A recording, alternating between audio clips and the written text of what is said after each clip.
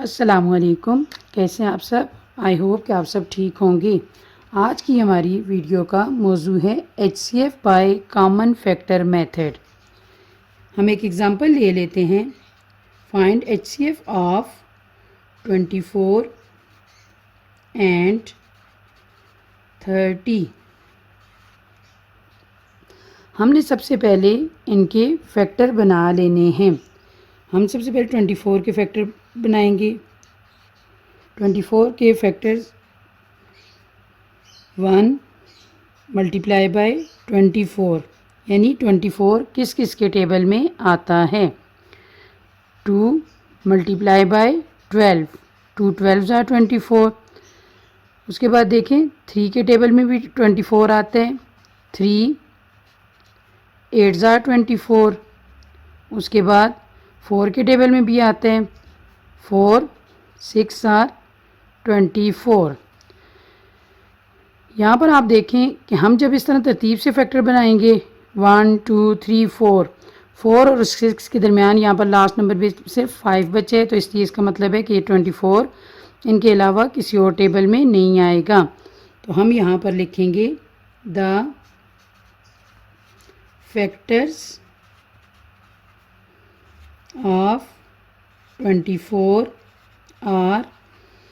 अब आपने ये किस तरतीब से आपने फैक्टर्स को लिखना है। आपने यहाँ से स्टार्ट लेना है 1 से 1 2 3 4। इस तरह जैसे ये U बन जाता है इस तरह पहले आपने ये 1 लिखना है 1। उसके बाद आपने 2 लिखना है 2। उसके बाद ये वाला 3।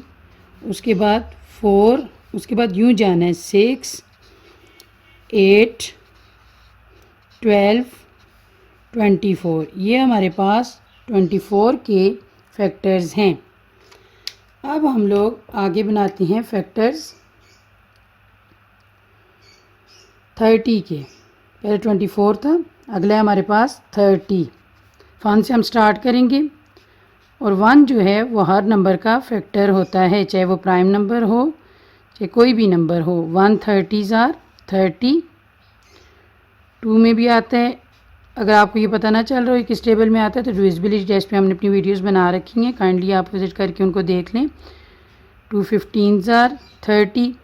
अब देखिए 3 के टेबल में भी आता है 3 10s are 30। अब देखिए उसके बाद 4 में नहीं आता, 24 7s are 28। अब 5 पे तो आता है क्योंकि एंड में 0 है, तो 5 6 are 30।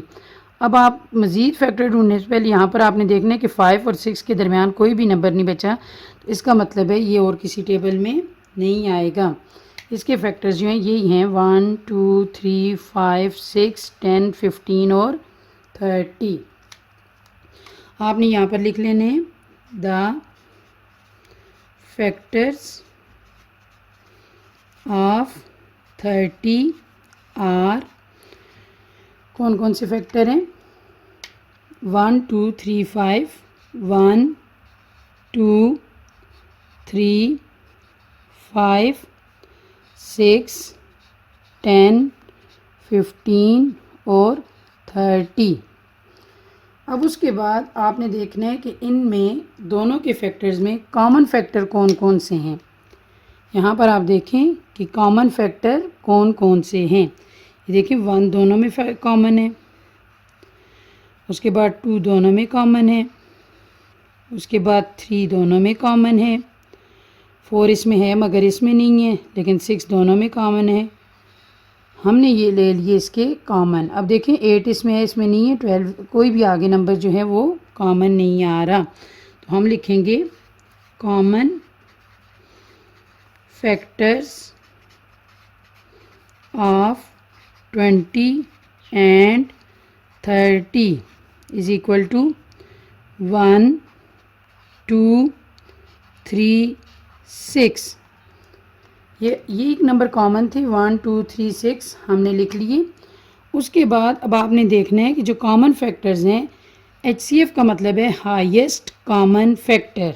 H for highest, C for common, F for factor. अब आपने देखना है कि ये जो हमारे पास कॉमन फैक्टर आए हैं इन सब में बड़ा कौन सा है? 1 2 3 6। ये 6 जो है ये हमारे पास सबसे बड़ा है, तो हमारे पास इसका HCF जो होगा 24 एंड 30 का वो 6 होगा।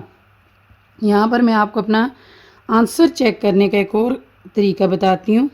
ये जो आपके पास HCF आए उसको चेक करने के आया, वो दोनों जो आपके पास नंबर्स हैं वो उसके टेबल में आते हैं, यानी वो उसके मल्टीपल्स हैं या नहीं। 6 का टेबल पढ़ें आप, 6 1 ज़ार 6, 6 2 ज़ार 12, 6 3 ज़ार 18 और 6 4 ज़ार 24, यानी 24 भी इसका मल्टीपल है, आता है 6 के टेबल में। और 6 5 ज़ार 30, दोनों आते हैं, तो इसका मतलब है हमारा आंसर जो है वो ठीक है। तो हम दो से ज़्यादा नंबर्स का भी हम HCF ले सकते हैं।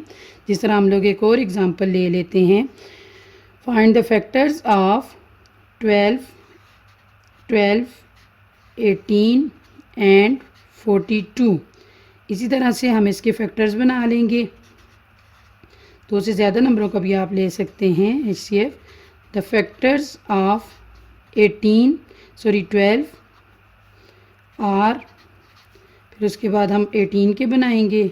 The factors of 18 are, the factors of 42 are. हमने क्या करना है, बारी बारी इसके यहाँ पर साइड पे फैक्टर बना लेने हैं। सबसे पहले हम 12 के फैक्टर बनाते हैं। 12 का देखें, 1 12 ज़ार 12, 1 हर एक का फैक्टर होता है।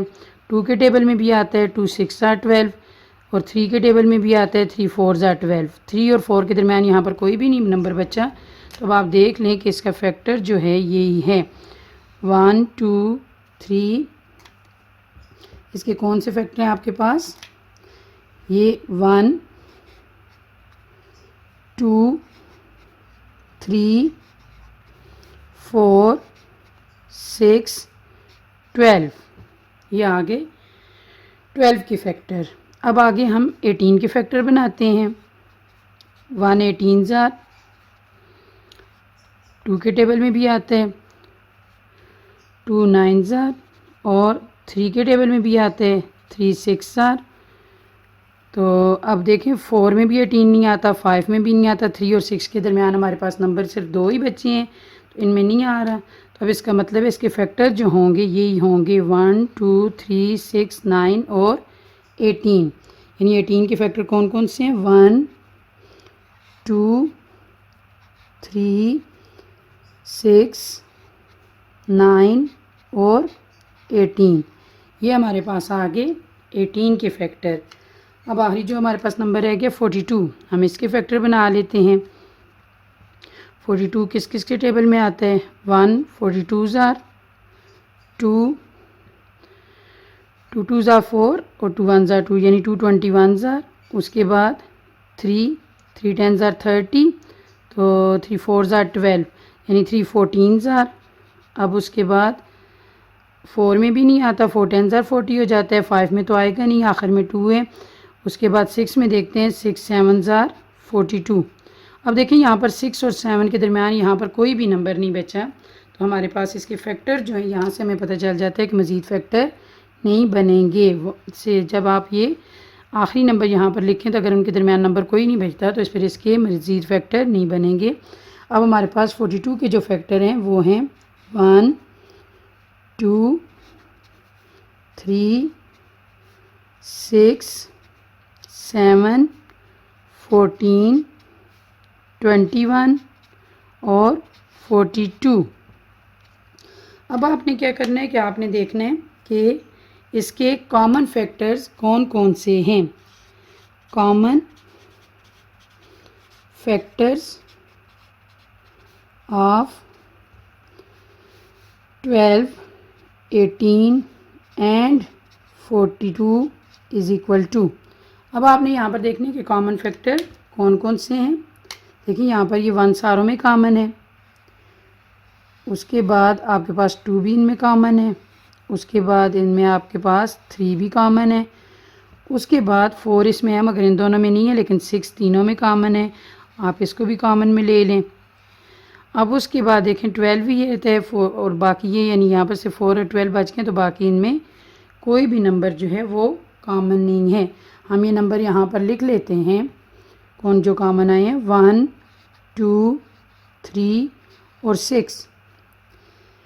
अब यहाँ पर जब आप HCF फाइंड कर रहे हैं, हाईएस्ट कॉमन फैक्टर, HCF जब आप फाइंड कर रहे हैं तो जो फैक्टर्स कॉमन आए हैं उनमें आप देख लें कि कौन सा नंबर सब में बड़ा है, हाईएस्ट है। यहाँ पर ये देखें 6, तो 6 जो है ये सब में कॉमन भी है और सबसे बड़ा भी है, तो ये हमारे पास हाईएस्ट कॉमन फैक्टर है। यहाँ पर मैंने आपको एक ट्रिक भी बताई है कि आप चेक करें कि जो आपके पास क्वेश्चन में जो जो नंबर्स गिवन है आया वो 6 के टेबल में आते हैं या नहीं, यानी वो 6 के अगर मल्टीपल्स तीनों हैं तो फिर इसका मतलब है आपका आंसर ठीक है। अब देखिए यहाँ पर 12 था, 6 2s are 12, 6 3s are 18 और 6 7s are 42।